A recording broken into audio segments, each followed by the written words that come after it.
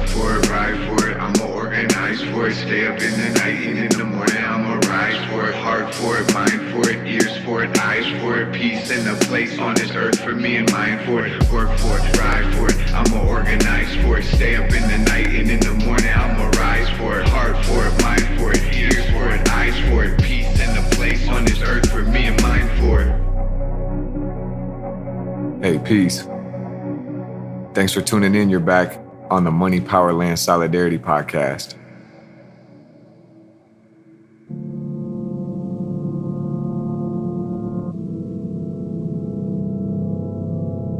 This is Jake Verdon, GP Jacob. I'm recording in South Minneapolis, and we haven't recorded an episode or released an episode publicly since the murder of George Floyd.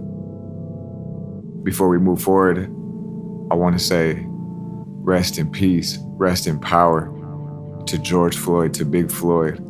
Send my love to Big Floyd's family, to his friends, to all the people that he impacted. I mourn for George Floyd, and I mourn for Terrence Franklin, and I mourn for Jamar Clark, and I mourn for Fong Lee, and I mourn for Abuka Sanders, and I mourn for Courtney Williams, and I mourn for Michael Kerbalay. I mourn for Breonna Taylor. I mourn for Sandra Bland, and I mourn for Tamir Rice. I mourn for Rakia Boyd. I mourn for Ayanna Stanley Jones, and I mourn for all the victims of police violence and terrorism. I also want to show my deepest respect and appreciation and admiration for everybody in the city of Minneapolis and around the country and around the world who stood up in the past few weeks, who did not accept this murder, this white supremacist terrorism from the police department, who stood up and who did not allow George Floyd to be murdered without pushback, who broke the silence, who got in the streets, who liberated blocks, who burned police precincts, who redistributed wealth, who raised their voices, who stepped up to provide mutual aid, medical care, food and nourishment, safe harbor, the people who stepped up and created people's ambulance services and fire departments and community defense squads.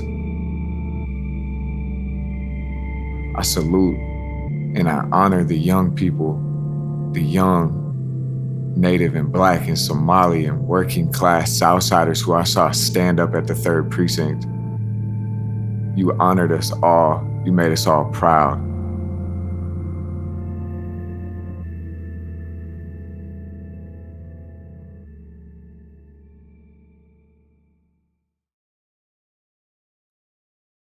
We're gonna have a lot to pick through, a lot to reflect on, and a lot of work to do in the time moving forward.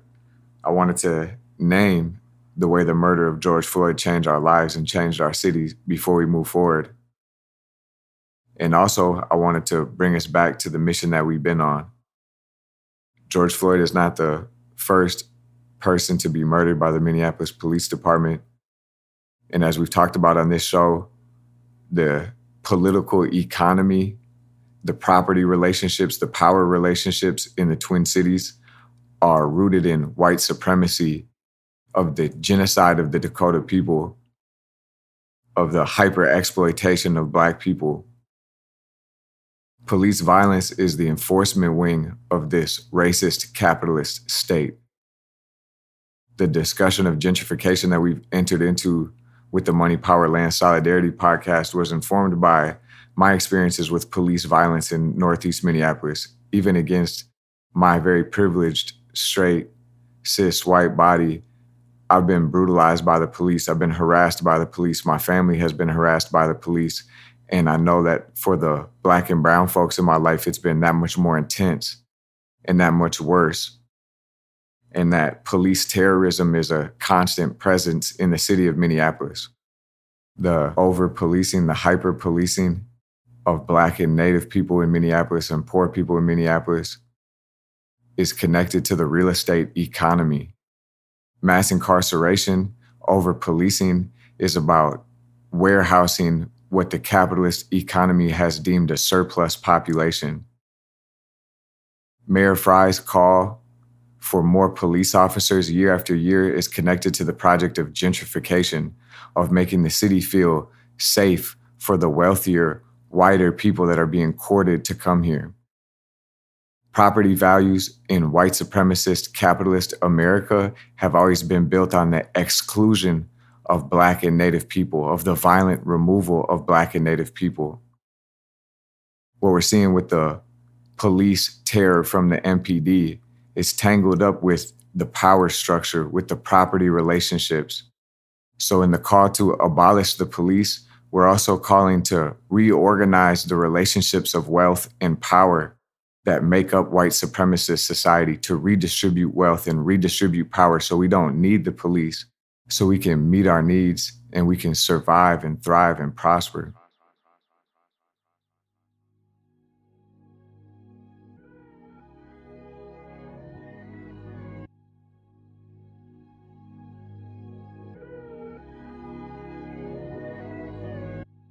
We're gonna go back to a interview we did during the COVID-19 pandemic period, during the quarantine period before George Floyd was murdered. I had the real honor to talk with an elder, a Black elder from South Minneapolis, Miss Linda Taylor, who has been involved in tenants' rights, anti-gentrification, housing justice organizing, and is fighting for her own housing. Miss Linda and I connected on the call to cancel rent. We talked about the oppressive relationship between landlord and tenants.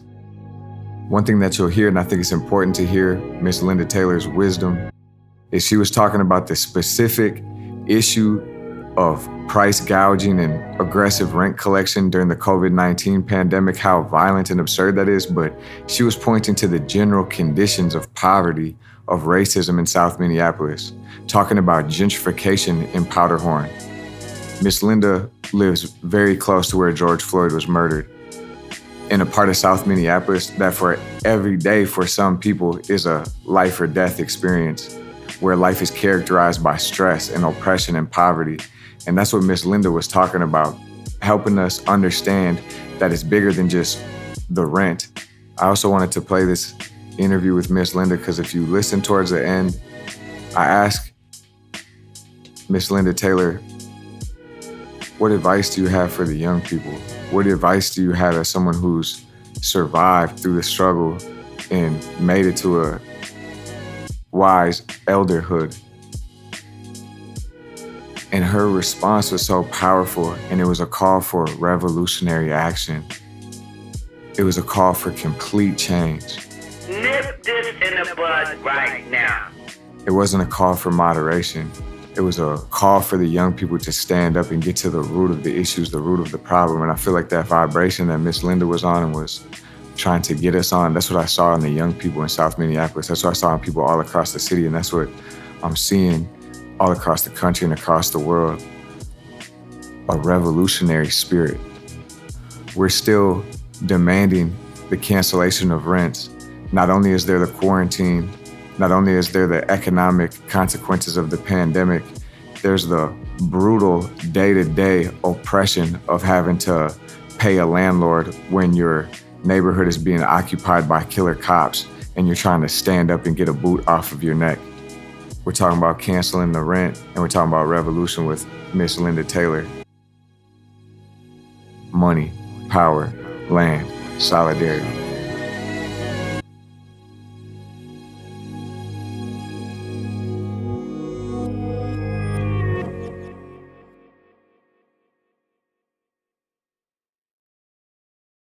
We are here today. It is our honor on the Money, Power, Land, Solidarity podcast to be talking with Miss Linda. Thanks for joining us, Miss Linda. Oh, you're very welcome. Could we start could you kind of introduce yourself to our listeners and talk about your relationship to Minneapolis and in particular to South Minneapolis? Yes. Again, my name is Linda Taylor. I reside in Powderhorn Park, been living in Powderhorn Park for about 15 years now. I am an employer of Pillsbury Theater on 35th and 35th in Chicago. I have a small group there. It's a senior group for seniors and elders. It's called intergenerational specialist, which means I work with infants to elders, and I'm very involved with the community, and been in Minneapolis about 43, 44 years. I raised my children up in Phyllis neighborhood, 5 children. So I've been in the Powderhorn and the Phyllis community for almost 36, 37 years.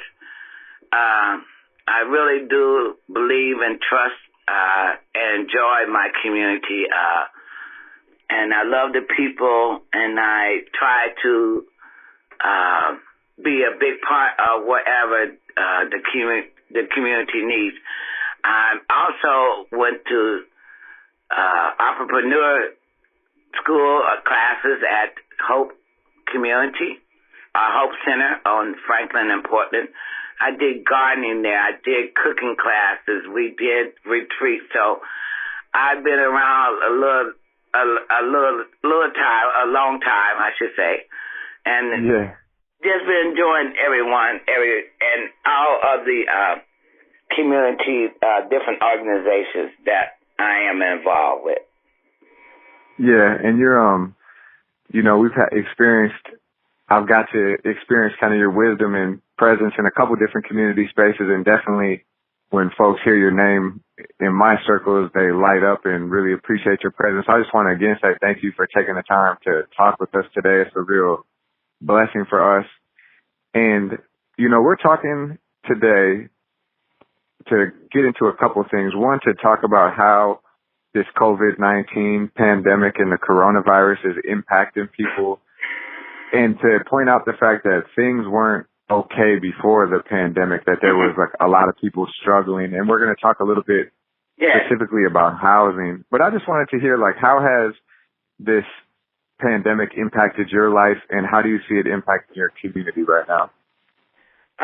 Yes, it's impacted the community because we are in a zone. I don't know, they call it red zone or whatever it may be, but we are in a community that we are struggling day by day. Gentrification is all around us. People are selling their houses for $300,000 to $500,000 when we are here struggling. There's renters here. There's seniors that's been renting here for a long time. And there's also in the community, it's affecting us because this is what we struggle with every day. We struggle with our bills. We struggle with our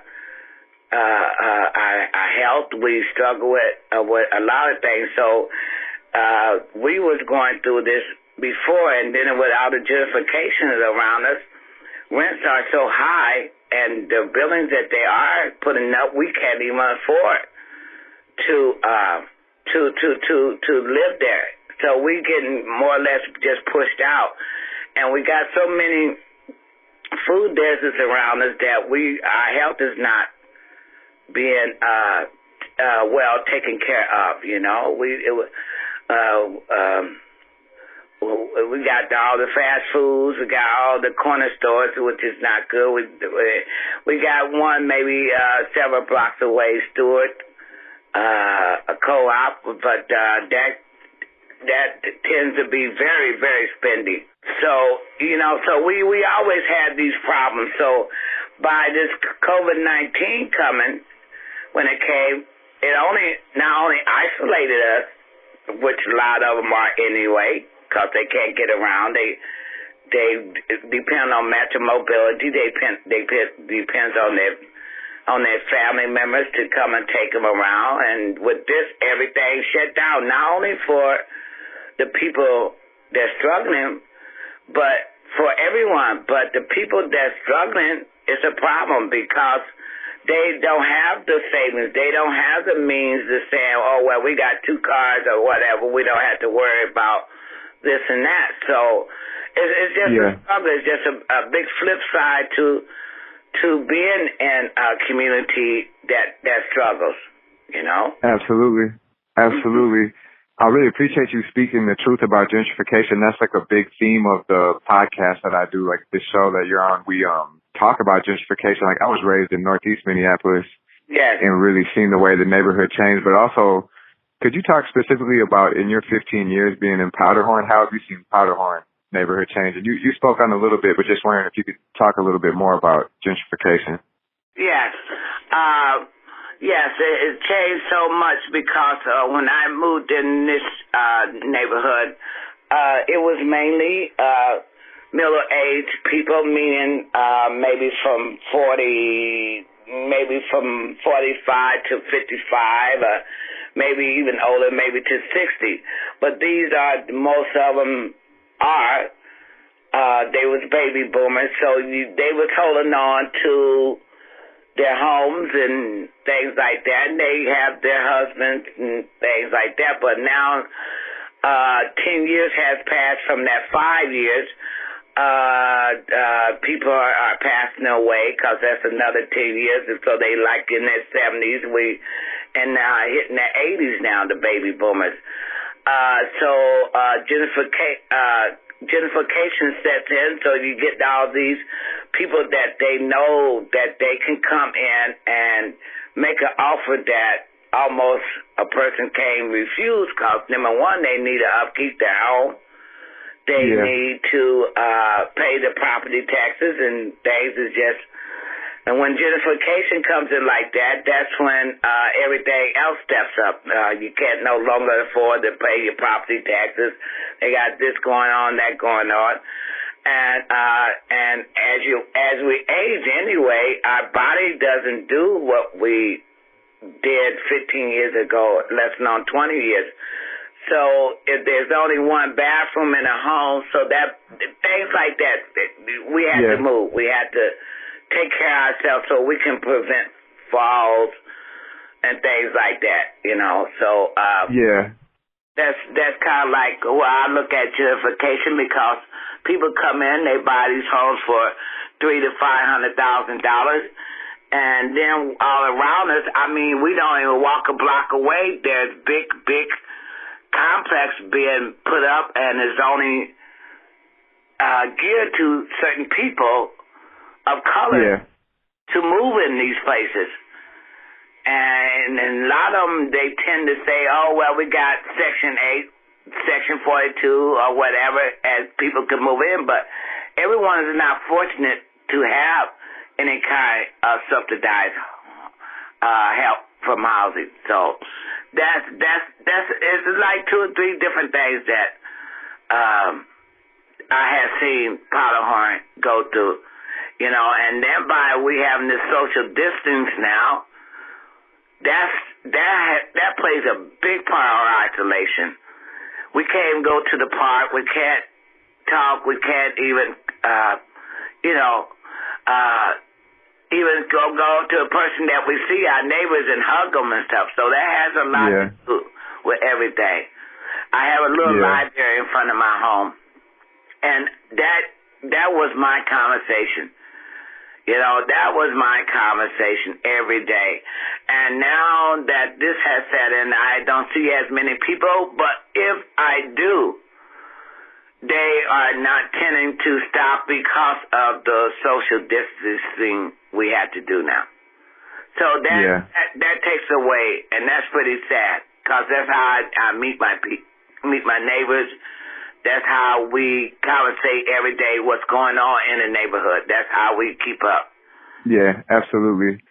It's like, I feel like the challenge for us now is to figure out how to keep each other safe and, you know, respect the social distancing, but not allow ourselves to become isolated. And especially our elders, you know, like I appreciate you sharing your story, because I've thought about it, you know, in terms of like my mother and my father and my uncles and aunts, but just to recognize all of us have our elders in our lives who this is bringing it even a more serious challenge.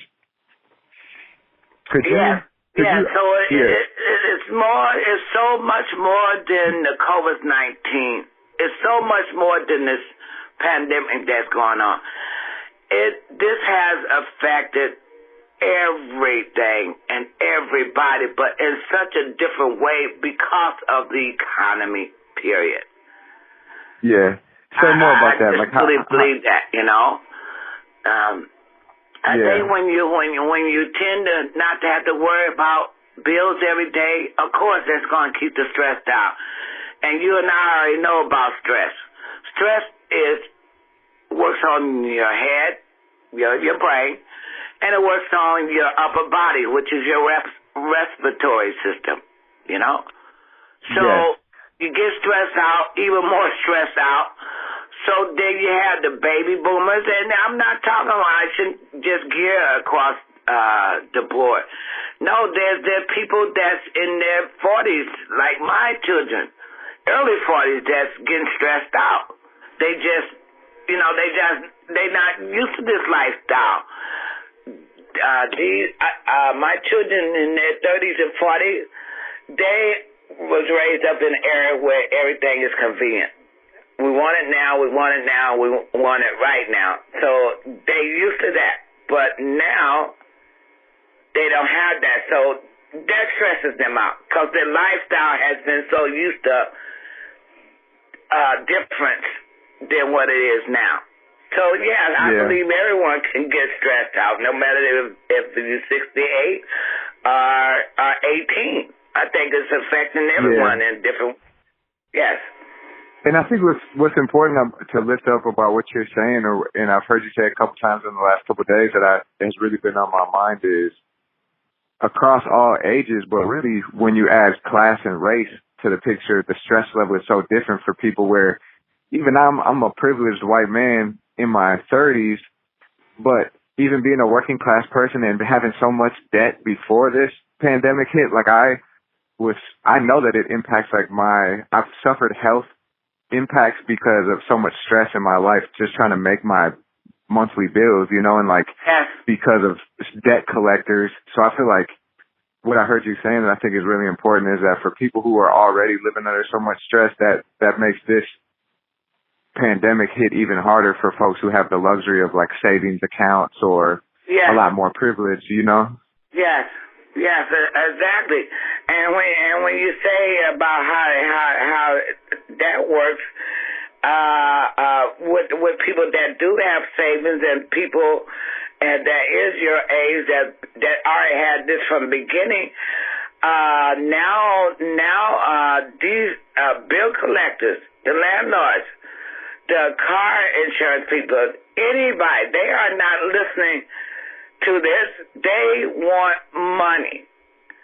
Yes. And that's so sad because this is what this world has become and based upon. It's money. If you don't have the money, they gonna make sure that they get it, and they tend to act like this pandemic is just on certain people because of our income, because how we have to live. Don't, it doesn't matter, you got this bill, but we know we got a epidemic going on, but guess what?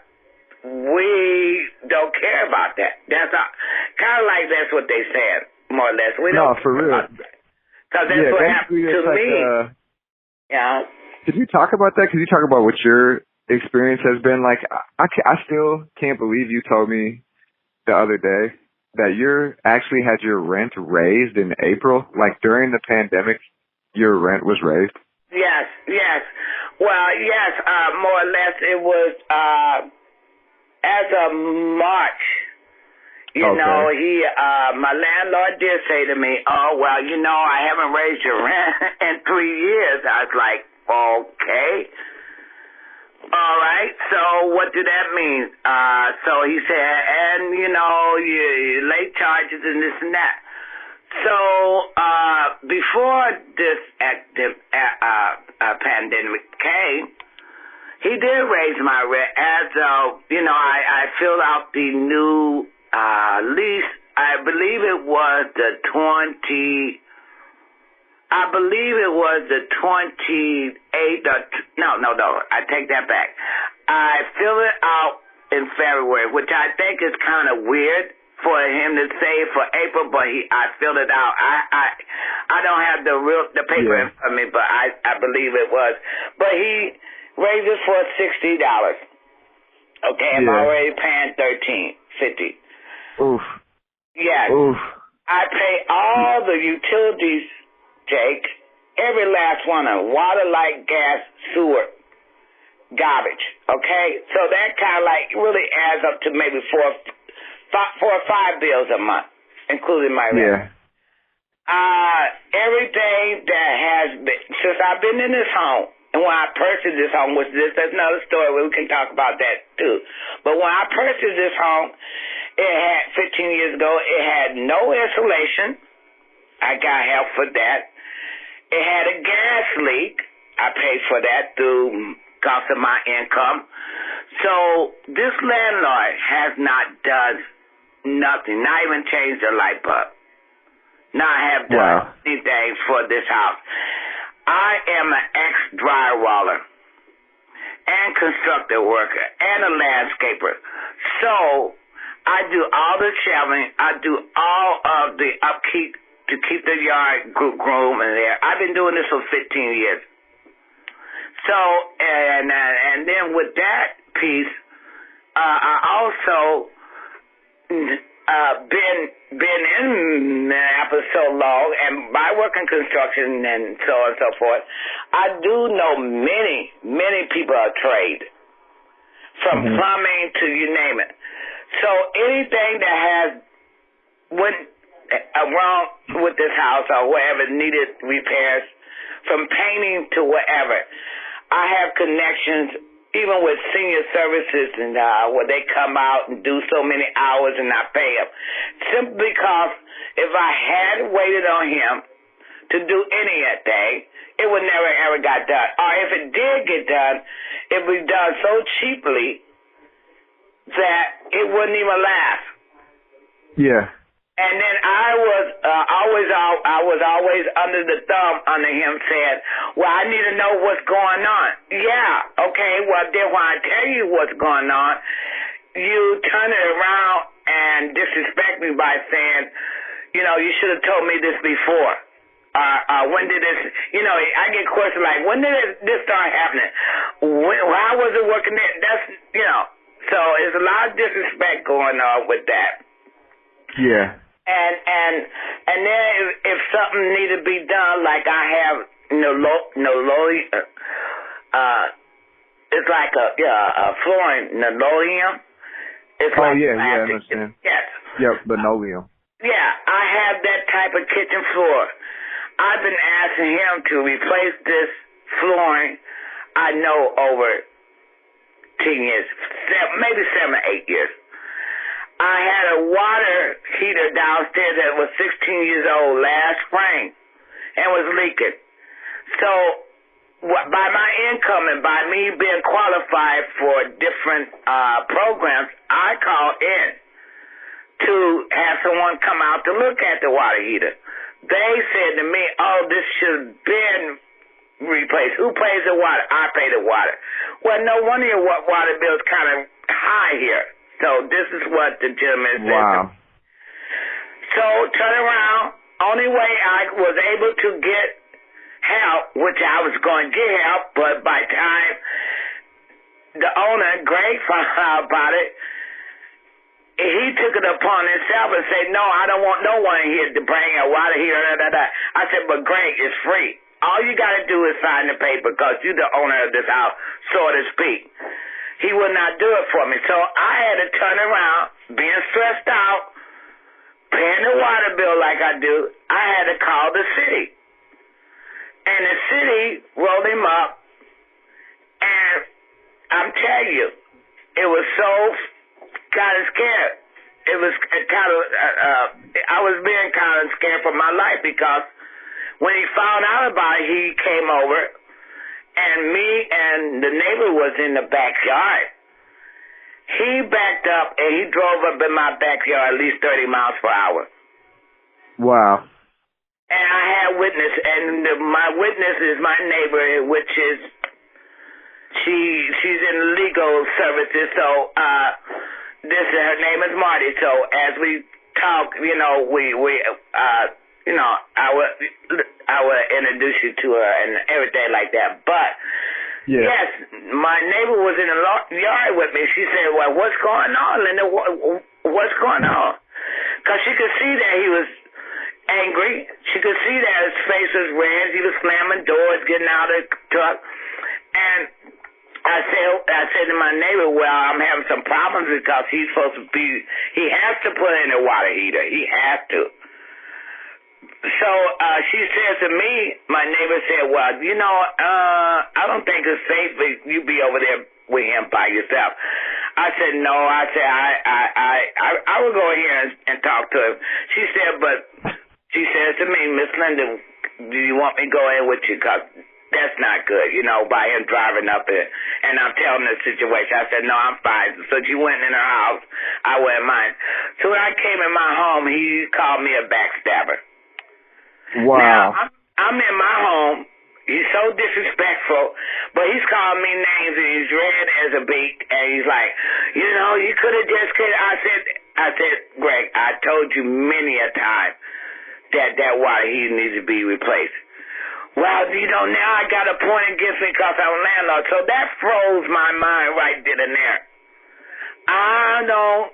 If you don't care, respect me. You think I'm really worried about how many points is against you by a landlord, by me calling the housing? That's something that's gonna protect me.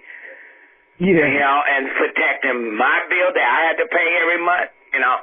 So yeah, that's been a big part me being in this home and having to do everything. He does nothing. He doesn't shovel my snow. He doesn't cut my grass. He don't do anything. Any repairs, anything, or anything. And as we speak, the floor is still not done, so I had to keep a rug over this linoleum that's cracked to prevent me from falling. And that's like a double standard there, because you got a hole, you're going to fall, you're going to trip, but then I got a rug on top of it. Anyone with common sense would know that throw rugs are not good in a senior home. It's not good, because we tend to not pick our feet up. We getting of age, see? So I got a couple double things going on just because he is not the landlord that he should be, for me. So. Yeah, really, I'm sorry to hear that you're going through all that. It sounds like just consistent, really, of disrespect and abuse, and to think about how much love and how many years you've put into the community and how much money and work you've put into that home to then be treated that way. I think it speaks to really how exploitative that relationship is most of the time between landlord and renters, and just how systemically, also to point to, there's many other people who are living through scenarios a lot like your own, where somebody is exploiting them and somebody is taking advantage of them. It's just just so upsetting. Yes, and then too, when like I said, with this situation with my home, that I did buy this home first, but then it went to foreclosure. I'm gonna go try to get through this story real fast, though. No, you can take your time. I'm really interested in that because I think it's very important, because we're still living through the impacts of that foreclosure wave and crisis in 2008, which was another manufactured crisis from the economy of people who were already wealthy, who made out like bandits, and folks who were already struggling were pushed further down. So I'd love to hear that story, because also people are anticipating that this COVID-19 pandemic and the shelter in place is going to cause a scenario something like 2008. So I feel like making the connections between what's happening now and what happened then is very important. So if you could share that story, how did your home go into foreclosure, and how did you end up in a situation where you were owning that home and now you're renting from this abusive landlord? Yes, yes, and that's very much so, Jake, cause it happened. Okay, '08. Let's go to '08 up to the present. When that happened to me in '08, I didn't know what was going on, but I was still paying rent, given to a gentleman and this bank. All of a sudden,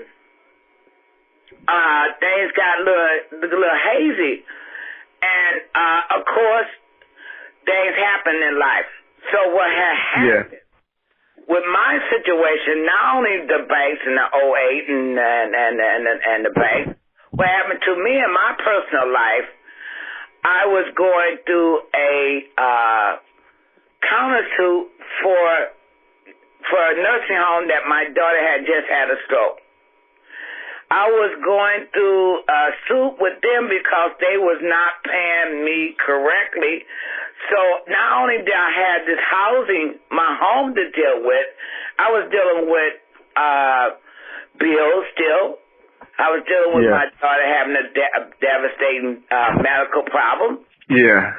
All these things. So when it came down to when I finally found out that this house went to foreclosure, my lawyer suggested, which was in the neighborhood that lived 4 houses down from me, he suggested, let's go to court and try to get this together here.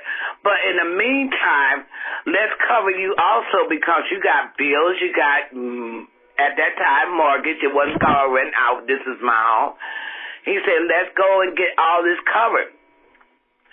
But at the same time, all this undercover stuff was going on with the original bank and the owner. And the owner came to me and says to me and the lawyer, well, could you sign this paper? Because this paper is only a waiver, so whenever things come back right, you will be covered. But little did I know that '08 was happening right in front of my face, and I did not know it because I had so much personal stuff going on.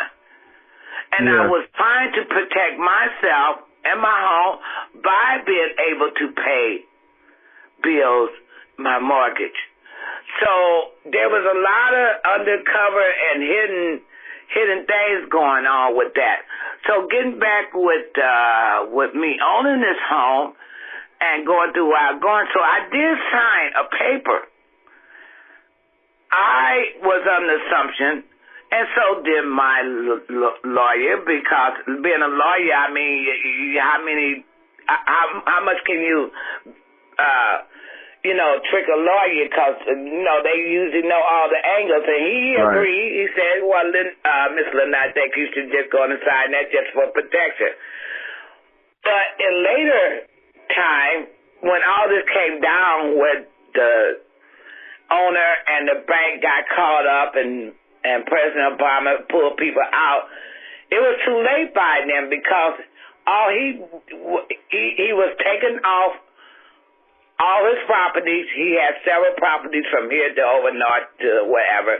He was taking off all these properties and was told that he could not be a landlord anymore. Wow. Yes. During that time, Jake, I had some kind of work needed to be done. So the previous owner came with this guy that's supposed to own it right now.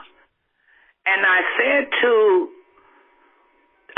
this guy, the new owner, he says, no, I said to him, excuse me, I'm getting a little ahead of myself, but I said to the guy that owns it now, I said, I remember your face.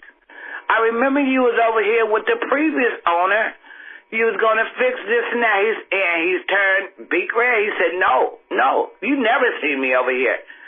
I'm like, no, Greg, you was here. I remember your wild red hair. And no, I remember you. He said, no, I never been in this house. So that took up on me. I left it alone. I took that as they was involved together. They knew what was going on. They had been bamboozled me right then and there again. So I got bamboozled about at least 3 or 4 times and didn't know it at all. So they was kind of like, oh wow, she don't know what's going on. So we got away with her now. So when it did come to a point that when it was all over with, his name was in the paper saying that he could no longer, but I don't have the article. I wish I had cut it out. But it happened about 10 or 12 years ago, and I'm not putting his name out there because I'm not. But I have his name. I know everything that went down. So he got dismissed from being a landlord from this property, many more properties. But the thing was, just so the next person that went underneath me to get this house, which is the previous owner now, they figured, whoa, we better not say nothing because then we will lose money. And at the same time, Jake, I never ever did go to court for foreclosure for this house. It could not have been my fault. If it had been my fault, I would not be here. I would got an eviction notice, right? If I was not paying my rent, you would think that I would got the eviction notice and would have to move. I never, ever got an eviction notice. I never, ever went to court for this house to be foreclosure. And so I figured it out that the new owner and the previous owner got together where one took the fall and one covered himself where all he had to do was walk in and he had a house. Yeah, I see what you're saying. So there was a owner who was doing illegal things and was to the point where he lost his rental license. You're paying your rent diligently and doing what you got to do, and then they do some type of back deal to just transfer ownership to this next abusive landlord while this previous owner kind of saw the tea leaves and got out of his property so that he didn't take too much losses in the 2008 whole foreclosure crisis. And I feel like that, to me, that really resembles a lot of other stories I've heard. And I think the way that our economy is set up is that the wealthy and the rich and the owning class, they kind of they have their own access to politicians. They don't get punished. They don't get held accountable for the most part. They get to make these backroom deals. And the thing that holds the system up is the essential workers or the essential rent payers, the poor people, the working class people who are there every month, either paying the bills or making sure that the groceries are still getting distributed, but we get considered last, get the raw end of the deal every time, and are just expected even now to, like you were saying before, you could tell them, hey, man, look, there's a whole global pandemic. All the corporations are getting bailouts, but they're still not ready to cancel rent payments. We're still expected somehow to have to pay our whole rent. That's just, to me, it shows how upside down our system is. Yes, and it's not only we getting called about paying our rent, but I'm paying out of my means, period. Way this house on the market, how much this house is worth, I'm paying at least about $800 or $900 more dollars than I'm supposed to be paying, period. Now, why isn't that enforced? We supposed to be paying only by our income. I think it's 30% or something like that. 33% or whatever it may be, it still doesn't add up to what this house is worth. But by them having the controlness of ownership, they can sell these houses for whatever they want to because why? They're getting that kind of money every month. And they know how needy different communities is to try to hold on, whether this house is so much emotional part of my life, which it is. Because when I purchased this home, I had just stopped working drywall. I worked construction from 36 to 51. Wow. Okay, so that's a lot of hard work. I mean, I worked a man's job. Because I had 5 children and I was going to support them the best way I knew how. I wasn't going to be the part of the system to wait once a month for a check and some food stamps, I was not going to be caught up like that because I had to set an example for my children. Even though we was in Phil's neighborhood, didn't matter. It didn't matter. I had to do what I had to do as a parent, and I made it. So landlords, when they kind of like halfway know your story, they know how emotional bound and how much emotional part and lesson on what type of person you are. Oh, well, she's worried about her family. She loves her family, so guess what? We can raise the rent, because guess what? Yeah. She wants to be there. You know.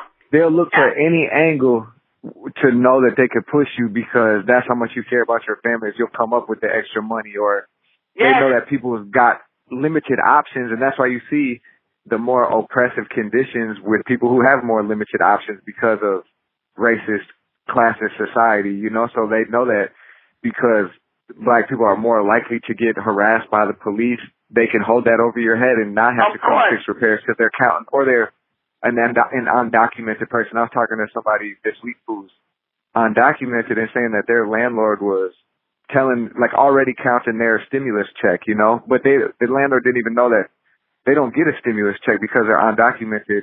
And then when they do know that they're undocumented, then they know that they don't have to make any repairs, or they can gouge them for the rent, because if they always have the threat of calling ICE on them. You know what I'm saying? Yes. Yes. And so we can take it right there then, Jake, because when this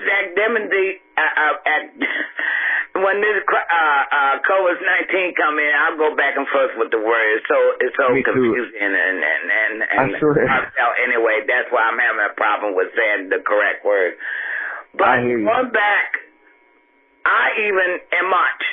Now I think everything was told and said by March 19th, right? Yeah. Not March 13th, or whenever it was. It happened in March. I was being harassed the whole month of March, even after Governor Wallace said, okay, everything is going to be shut down. I was still harassed and said, to the landlord, says to me, well, is there anyone in the family? This man bugged me week after week after week. And when they finally paid him, which I had to do what I had to do, not pay this bill in order for him to get his rent. He came and got the rent, and I tell you, he had the biggest smile like he just won the lottery. When I gave him that rent in March, which was almost the end of March because the pandemic had set in, so I had to go spend money and my savings, the little savings I had to go and spend that money on top of trying to get him his rent.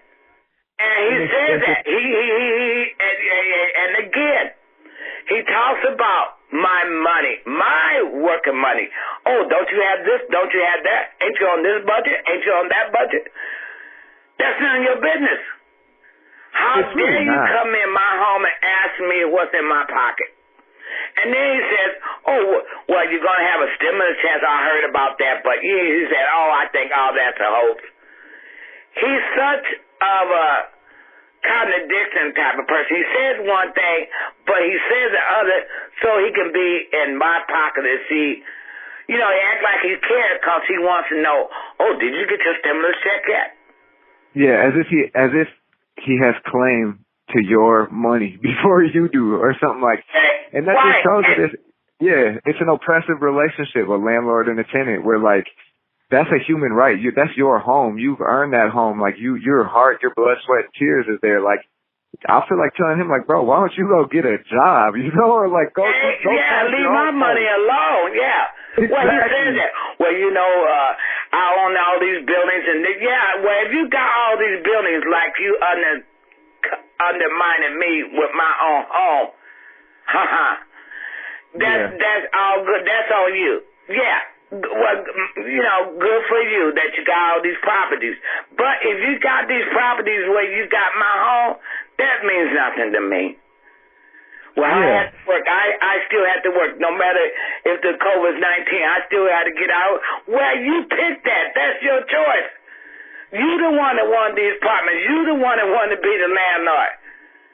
So that's your choice. But me, I don't have, my choice is my own choice. And my opinion is my opinion. And it has to be respected. But he does none of that at all.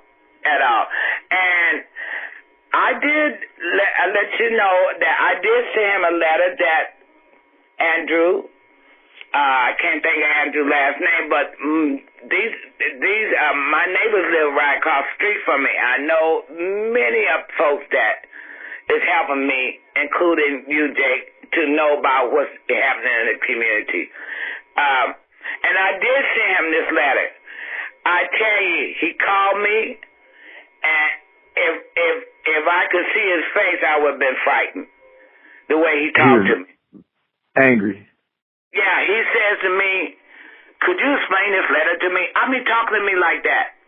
My own father didn't even talk to me in a harsh voice. He said, could you explain this letter to me?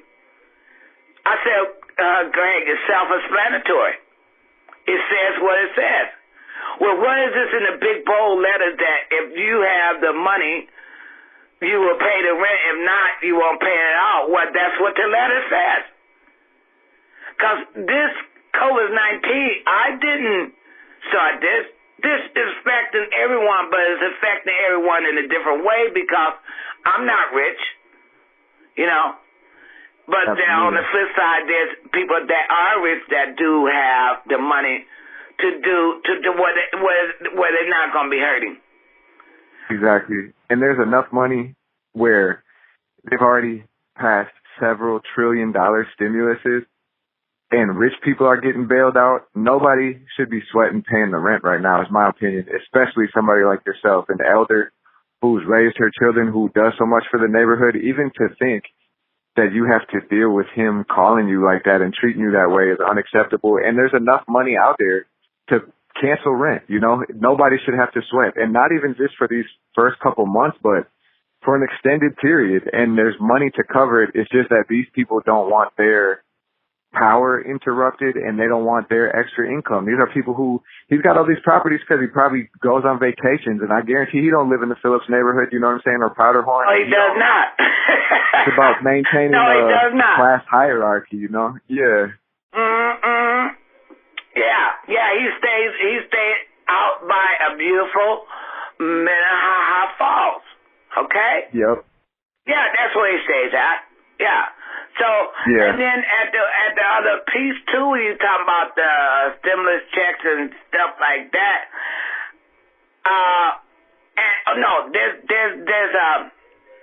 There's a stipulation on this too. Stipulation on this stimulus, stipulation on these landlords getting turned around and maybe getting paid from whatever United States or wherever American they're going to pay these landlords. But these landlords has been double dipping already. Double dipping meaning that if they do know that we're going to get help and they so greedy and not right, they would come and harm me anyway just to get that extra money. But the stipulation on that, I even heard several days ago from a person that, I even read it too. I take that back. I read it through Keith Ellison, right up in the Insight local community paper. Yeah. Said that these landlords are double dipping, and if you find out that they are, there's a fine up to $25,000 that he's going to fine them. But the stipulation to that they can have this help, the landlords, the owners, if they don't have any kind of citations against them within 5 years. Meaning, that's why they don't want it. That's why they're trying to bamboozle, because a lot of them probably do have stipulations against them because they slum landlords and they not doing the right thing by tenants. So, of course, they probably got 3 or 4 write-up on them about a property. Exactly. Yeah. And my understanding is also that locks them into 5 years in the future of having to abide by certain rules. One of them is I think that they can't raise the rent for at least a year. And I think that's a big reason why they're fighting now too. They're cracking down because they realize that we were fighting for rent control before the pandemic. And I think they see that more people are going to come to our side now. So they're trying to crack down super hard. Yes. They don't want to give them big ideas. Yeah. They was having that cake and was eating it too, Jay. Yeah. And I know you know that saying, because if you're 30, you already know about that saying. But oh yeah. Yeah, and that's true, but see what happened though, Jay? It turned around from '08. So what they did to us in '08, I'm talking about us meaning low income people. Cause we want a house just like they got a house. We want our family together just like they want their family together. We want our vacations just like they do. Yeah. Right. Might not have a cabin, but I would love to go to Duluth in a cabin and stay for a weekend. I don't own it, but I would love to have that experience. Camping, yes, I love to camp. I love to do all the things rich folks do, but we do it in a different, moderate kind of way. We even camp in our backyard sometimes, me and the grass, because we can't afford to go and rent a cabin. So we got our imagination running a different type of way, see? And what, not getting back to this '08 versus now. What had happened, Jake, what you and I just talking about, that they know, the landlords know that there's all this stimulations on them because what happened in '08. Now, okay, so now it's back around on you now. Guess what you going to do with it now? It's right back in your face. What could have been prevented in '08 and done right, even by me, I'm paying rent on my own house. You know? It's just crazy. It's just crazy. And I think you're right, though. That's like, now's a chance.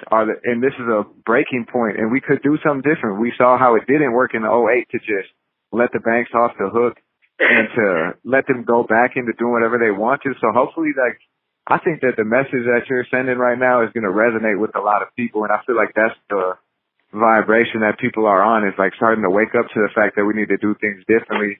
I got like a limited amount of time, so I wanted to ask one question real quick to kind of close this out. And just before I ask it, say thank you, like really thank you, and like express my respect, you know. And also, I'm sorry that you're having to deal with this. Like, you are our distinguished elder, you know, and you put so much work in that. Like, we're fighting for a world where you would be able to vacation and you know, not have to sweat some asshole landlord treating you that way and tapping your pockets like that. So just wanted to like say that, and then ask you, like, what, for somebody who's been through hard times and survived and thrived and raised children, and what is your advice to people who are younger now, you know, who are, a lot of people are saying this could be like the next Great Depression, or that this is going to mean life is going to get more hard for people. What type of words of like inspiration do you have, or like advice do you have for people to be resilient? Yes. My advice is, because I have children that age, I have grandchildren that age, I should say. I'm even a great grandmother. Well, I say just like how I was raised up in the civil rights area. You take care of it now. You don't let nothing. You want different results. You do different things right now, young folks. Y'all do it right now. Because when do this stop? When do it stop? When my grandkids can go see a tree, a plant growing? When do it stop? When my great-grandkids come up in my grandkids' age now, which is teenagers now, in the next 10, 20 years? Nip this in the bud right now. I know there's a lot of organizations out there. We all count in the neighborhood. We all kind of, there's Black Lives Matter, there's this and that. Young folks, get it together right now. Because if you don't, we're going to be talking about this another 20, 30 years, when another gentrification sets in. Gentrification sets in between 30 and 60 years. That's absolutely right. So don't wait until you get 45, 50, 55 years old and the same thing is happening. So my suggestion is to go at this in a different positive angle. We done tried this and that. So now put everything down where you say, this is going to happen, this is what it's going to do, because guess why? We are young people.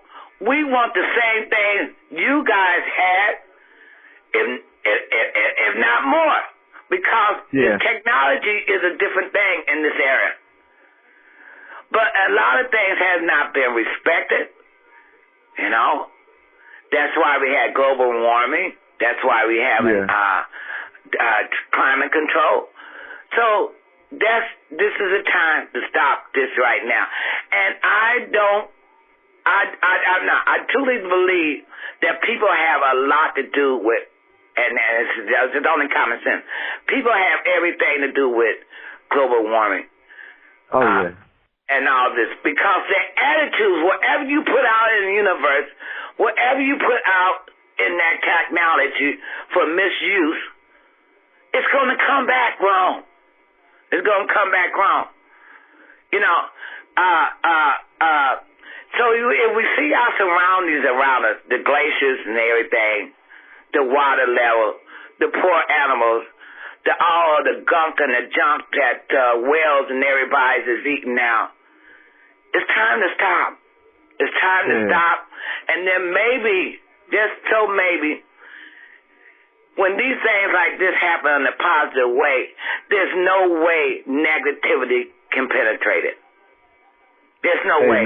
There's no landlord, there's no banks that can penetrate it, because the tables is turning now. So this is the time to take fully advantage of, because we've seen this in 08. What is this? 20 now? 2020? Yeah. That's a lot of years from 08 to 2020. And we still talking about the same thing. So, yeah, I truly believe this is a time, and I think it should be a lot more discussion, because that's what technology is all about. You know, thank God that's not down, and I'm not totally all for it. But people need to get on the Skypes or wherever you see each other on, whatever they call these things these days, and let's just totally take advantage of goodness. Let's not dwell on, let's not talk about, well, we can talk about it, but let's talk about the goodness, what we're going to do right now. Because these children, what we talking about, your age, Jake, y'all got grandmothers, you know. You got, and you're blessed if you got a great grandma around, see. And I'm all three of them right now. I'm a mother, I'm a grandmother, I'm a great grandmother, see. So these are the things that my children and grandchildren, great grandchildren is experiencing. And I'm blessed to be here to see it, but also I live a lot longer than they have, and you Jake too, like your parents. So we know a lot more. Not because we smarter, we have lived through things like this, you know. Yeah. So that's kind of like what my heart and my mind is with everything, Jake. Thank you so much for sharing that with us. Like, I really, really appreciate that. And I think it's really beautiful to see the experience and the wisdom of your long years of life and living, and to have that still that fiery energy, and to really challenge the young people. You know, I think that's goes to show that when the elders are telling us now's the time to really turn up and really get to the root of things and really make the changes we need to see. Yeah. That's all we need to hear, and it's up to us to carry that forward. So we're here today, absolutely blessed. We got some wisdom, some motivation, and some story from South Minneapolis. leader and elder, Miss Linda Taylor. Thanks for joining us. Money, power, land, solidarity. We need money, land, solidarity. If you funny, stay